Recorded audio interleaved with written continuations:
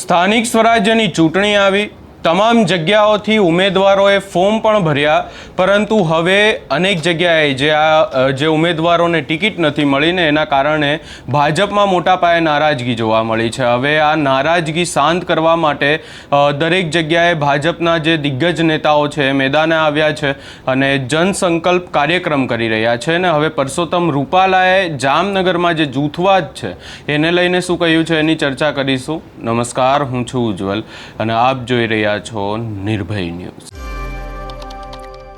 સ્વાભાવિક વાત છે કે ચૂંટણીમાં ટિકિટની વહેંચણી થાય એટલે ટિકિટની વહેંચણી થયા બાદ પાર્ટીઓમાં જે ઉમેદવારો છે એમાં અસંતોષ પણ હોય છે, ખાસ કરી અને એવા કાર્યકર્તાઓ કે જેમને ટિકિટ ના મળી એમની નારાજગી પણ હોય છે। આ તમામ ચર્ચાઓની વચ્ચે હવે ભાજપ જે ડેમેજ થયું છે એ ડેમેજ કંટ્રોલ કરવાનો પ્રયાસ કરી રહી છે અને આ ડેમેજ કંટ્રોલ કરવા માટે હવે ભાજપે દિગ્ગજ નેતાઓ ઉતાર્યા છે। વાત કરવામાં આવે વડોદરામાં હર્ષ સંઘવી, બીજી તરફ જો વાત કરીએ રાજકોટમાં જગદીશ વિશ્વકર્મા અને એની સાથે સાથે અનેક જગ્યાઓએ હવે ભાજપના દિગ્ગજ નેતાઓ જે ડેમેજ થયો છે એને કંટ્રોલ કરવાનો પ્રયાસ કરી રહ્યા છે। અને આ તમામ ચર્ચાઓની વચ્ચે જે જામનગરમાં નારાજગી છે એને લઈ પરસોત્તમ રૂપાલા દ્વારા શું કહેવામાં આવ્યું એ પણ સાંભળી લઈએ। નમસ્કાર। આજે ભારતીય જનતા પાર્ટી ગુજરાત પ્રદેશ દ્વારા મહાનગરોની અંદર ઉમેદવારો જનસેવા સંકલ્પના કાર્યક્રમો કરશે એવી એક કાર્યક્રમની રૂપરેખા આપવામાં આવેલ હતી। એના ભાગરૂપે ભારતીય જનતા પાર્ટી જામનગર મહાનગર દ્વારા જનસેવા એ જ પ્રભુ સેવા એવા સંકલ્પ લેવડાવવા માટેનો તમામ ઉમેદવારો માટેનો કાર્યક્રમ અહીંયા જાહેરની અંદર યોજવામાં આવ્યો હતો। એમાં ભાગ લેવા માટે હું પણ અહીંયા આવ્યો હતો।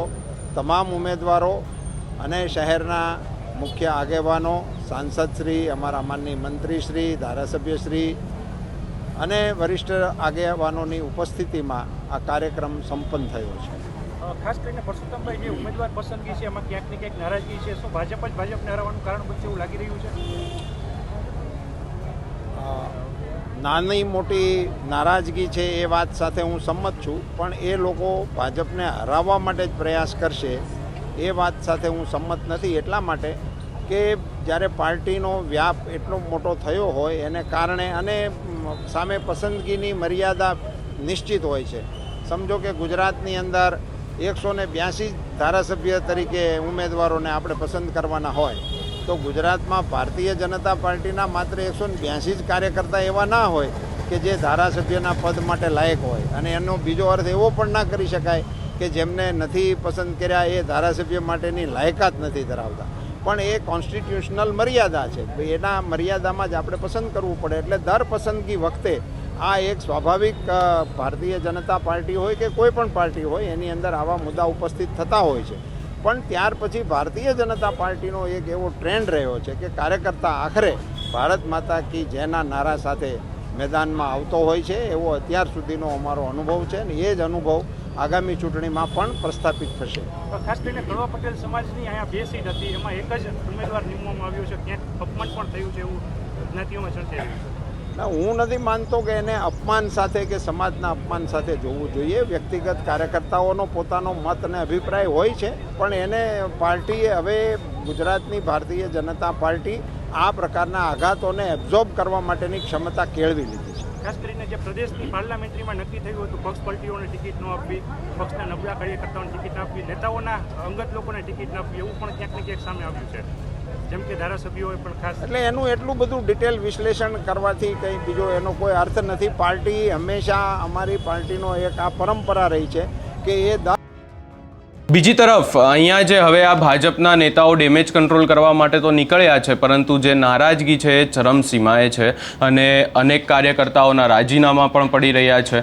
બીજી બાજુ એવા પણ આક્ષેપો આમ આદમી પાર્ટી લગાવી રહી છે કે જ્યાં જ્યાં પણ કોંગ્રેસને ઉમેદવારો ખૂટે છે ત્યાં ભાજપ ઉમેદવારો આપી રહી છે, તો પછી જે ભાજપ છે પોતાના ઉમેદવારોને ટિકિટ નથી આપી શકતી, એવા પણ અનેક સવાલો ઊભા થઈ રહ્યા છે। આ તમામ ચર્ચાઓની વચ્ચે હવે આજે જામનગર વિસ્તારમાંથી પરસોત્તમ રૂપાલાનું ખાસ કરીને નિવેદન આવ્યું અને તેમના દ્વારા સ્પષ્ટ એવું કહેવામાં આવી રહ્યું છે કે નારાજગી હોય પરંતુ એવો પ્રયાસ કરવામાં આવશે કે આ નારાજગી દૂર કરવામાં આવે.